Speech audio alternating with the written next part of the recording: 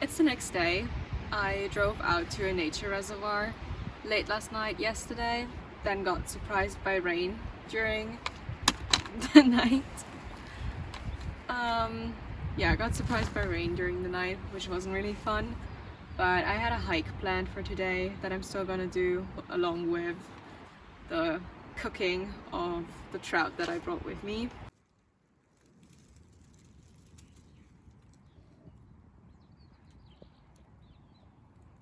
But before we get to cooking, let's go for that hike. Though calling it a hike is maybe a bit of an overstatement, it's not that far at all. It's more of a nature walk really, which is why I'm only bringing a water bottle. I don't plan on being gone for longer than maybe 2 hours or something like that. But I'm sure the views will still be amazing.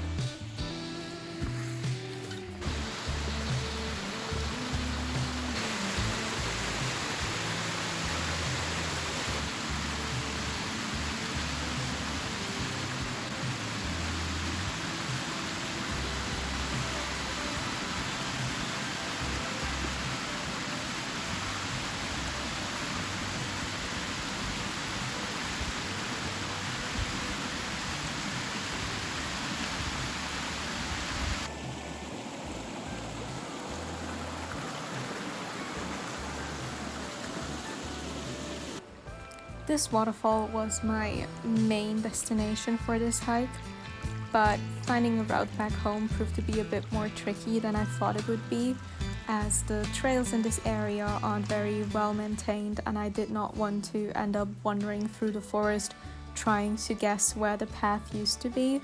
So I looked for a different trail I could take home, which led to me finding this really cool old memorial stone. The stone was set up in 1901 for a local coal hauler who sadly died in an accident, and you can still make out his initials, a cross, and 2 lines which probably indicated a psalm.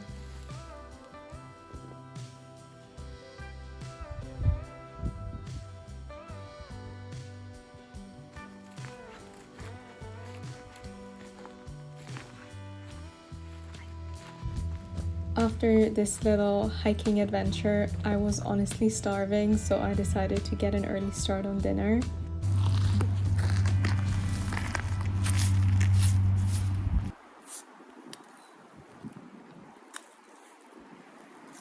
Today we'll be cooking up the trout that we caught yesterday. I didn't gut it because I knew it was going to be cold overnight anyway, so it would be fine. I'm also not really an expert at the whole trout thing, so if your papa taught you some better way of gutting a trout, don't come for me in the comments, just make a YouTube tutorial and teach me. But we're gonna gut this fish and then we're gonna cook it up over the fire. It's not gonna be a very fancy dinner, but it's gonna be good.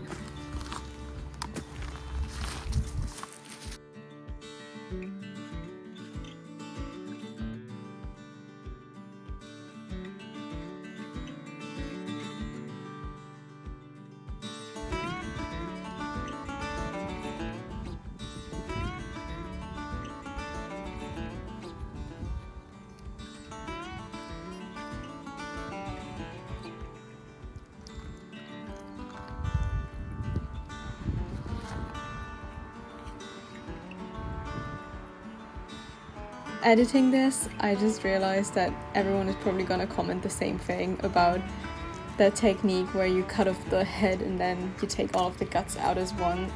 I know that technique. I personally don't use it because I prefer my trout heads to stay on my trout because the cheeks are like one of the best parts. But if you want to still leave that comment, go ahead, comment. It's great for the algorithm, but just know that you will never change me. I will keep cooking my trout with the heads on until the day I die.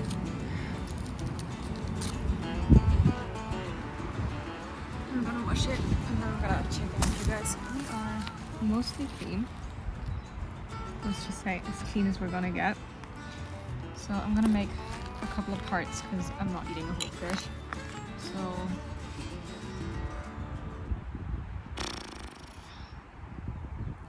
I'm gonna cook the head and part of the tail and keep like the middle section.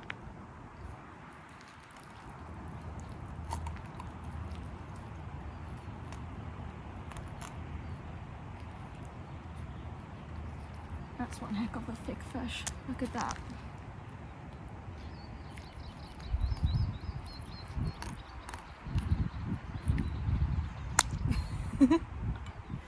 So, this is the trout that I'm gonna eat. This is the trout that I'm taking home. That's hilarious. Look at that shorty.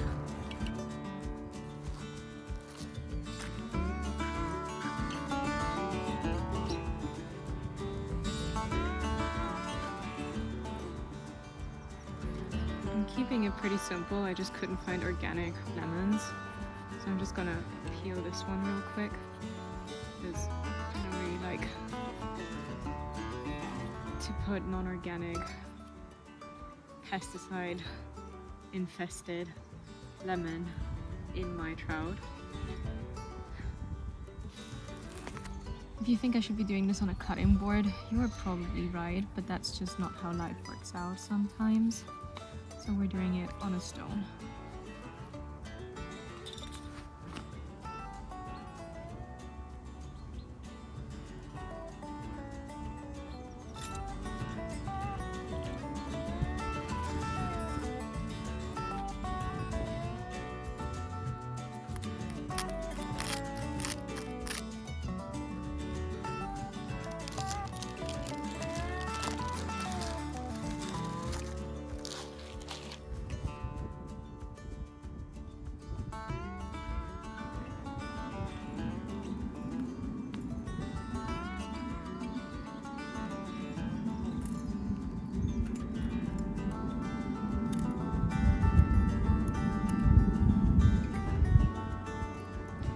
Better than I thought it would.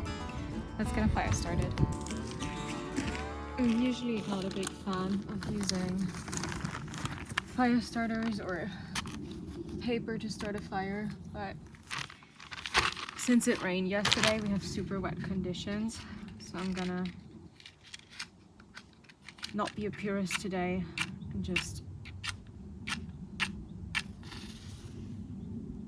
use them.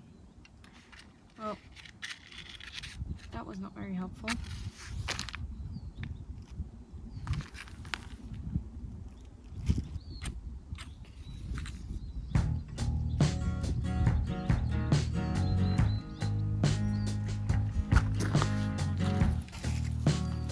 I thought I'd use this opportunity to explain to you how I personally cook on an open fire.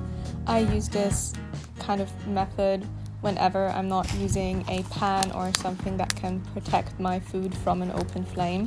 So what I'll do is I'll get the Kindle started and get a fire going, and then I just start piling on all of my wood at once.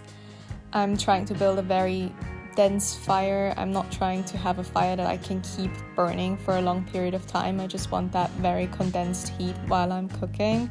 So I just put all my wood on there at once, and then I give it 10 to 20 minutes to start burning down, and it will turn, of course, this charcoal color, and it will start to be a bit white and gray on top, and that's usually when I'll spread it out a bit and create a shape where I can rest my cooking gear on top of it. I like to wait until the flames go from high and yellow to low and more red. but I know people who will wait until there are no flames at all. I personally don't think that a bit of burnt food is gonna be the thing that gives me cancer when we live in a world where food additives and food dyes are a much bigger health concern in my opinion, but I'm going on a tangent. So basically, just wait until the flames don't necessarily touch your food. There will be more flames once the food starts dripping some fat or something like that, but for me this method has always worked. It's just how I do it.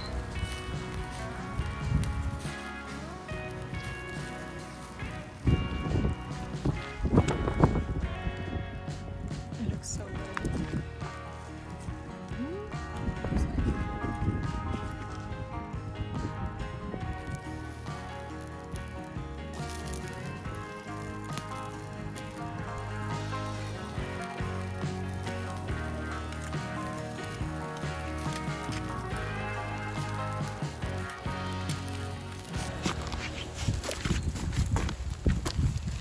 No idea how to show you guys, but that fish turned out so pretty. I'm so proud. But yeah, let's get to eating.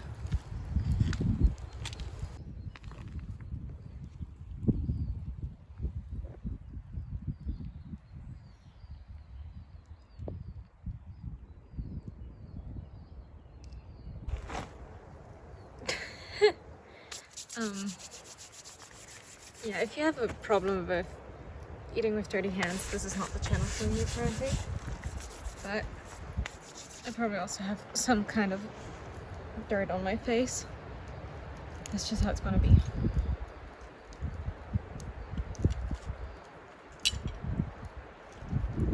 First off, potato salad taste test. Good.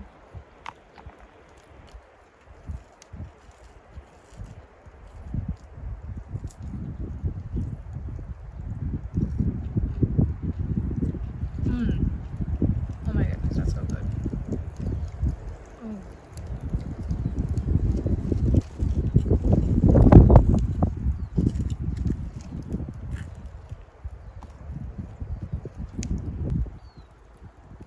So nice.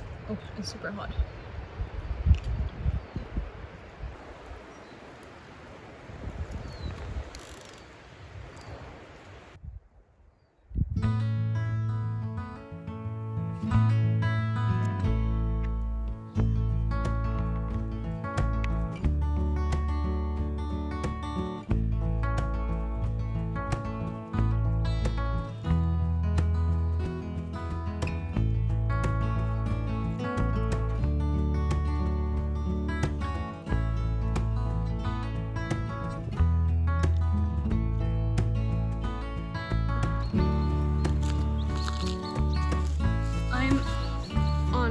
Final trip back to the car because I brought quite a lot of supplies up here, but I wanted to sort of use this moment at the end of the video just to like say a few words.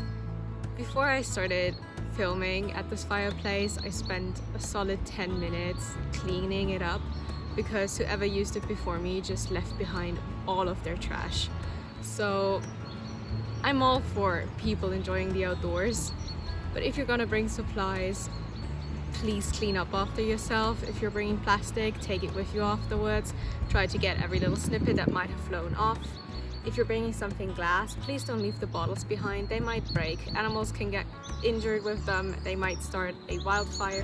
Just a friendly reminder, we only can enjoy nature if we all do it in a responsible way. So I would just like to encourage everyone to take a look around, and if you see a piece of trash that isn't yours, also pick it up. We just gotta keep nature clean if we all want to enjoy it. Thank you so much for watching and joining me on this little adventure. Like, subscribe and say hi in the comments, and I'll see you all next time. Honestly, one of my favorite parts about camping is the way home, and you could just get to like practice your rally driving. Yeah, these roads, too hecking fun. And then these roads just lead to like the most beautiful homesteading properties. That's a root cellar back there. Behind this house there is a lake. Like, when can I move in? This is perfection.